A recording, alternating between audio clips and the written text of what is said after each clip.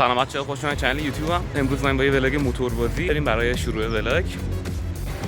بچه‌ها از اونجایی که من دارم توی روز ولاگ میگیرم، امکان داره بعضی از سکانس‌ها چون پشتم آفتاب باشه چهره خودم تاریک بشه، بعضی جاها رو میگیرم فقط صدای موتور رو باید بشنوید اونجا.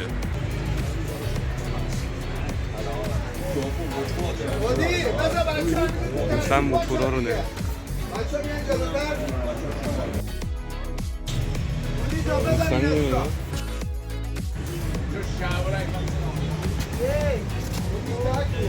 خیلی خفنه ناموسم. آقا ببینم خیلی ولاگ کات میخوره ولی اوکی.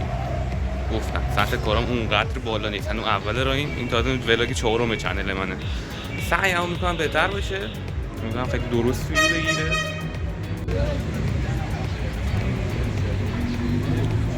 نور دهنمو سرویس کرد ناموسم.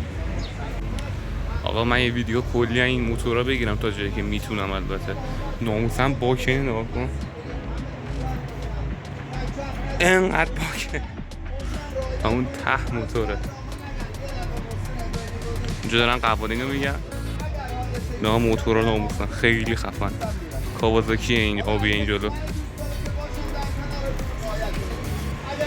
خیلی خفنه. این یاماها همون تای مثلا شلوغه اونجا نمیرم. به دست خیلی خفنه. امیدوارم درست ویو بگیرم. من فکر کنم اگه موتور رو بگیرم یک ویو بیاد. یا گنده گوزیه نمیدونم. این فقط صدا رو بشنوین. فقط صدا رو داشته باشین. نماش فرم باید بیاد. بذار میاد الان.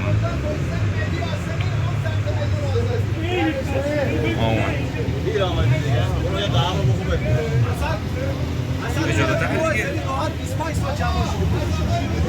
صداش میاد. این هم یکی سوزوکی ناموسم خفن. خب آقا من اینجا یه عذرخواهی باید ازت میکنم.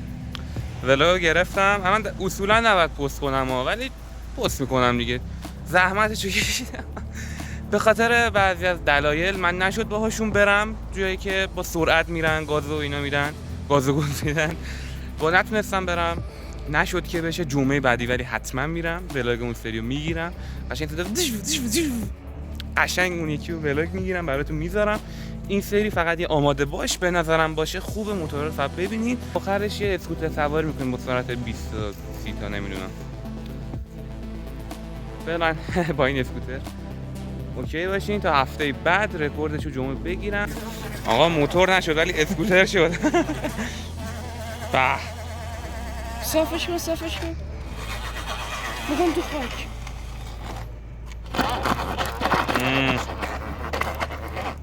واسه یه زاویه بگی بیا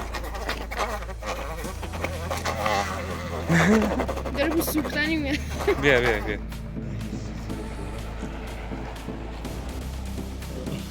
نیست. یه لحظه سیاه شده. آقا پسر داییمه. قول بیابونی اعظم 2 متر قد. برو بابا تحت تعقیبه. بیا دیگه با سر.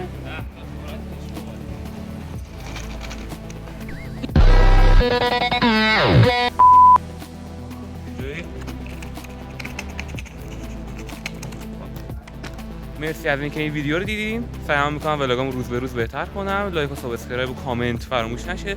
تا ویدیو بعدی فعلا خدا نگهدار.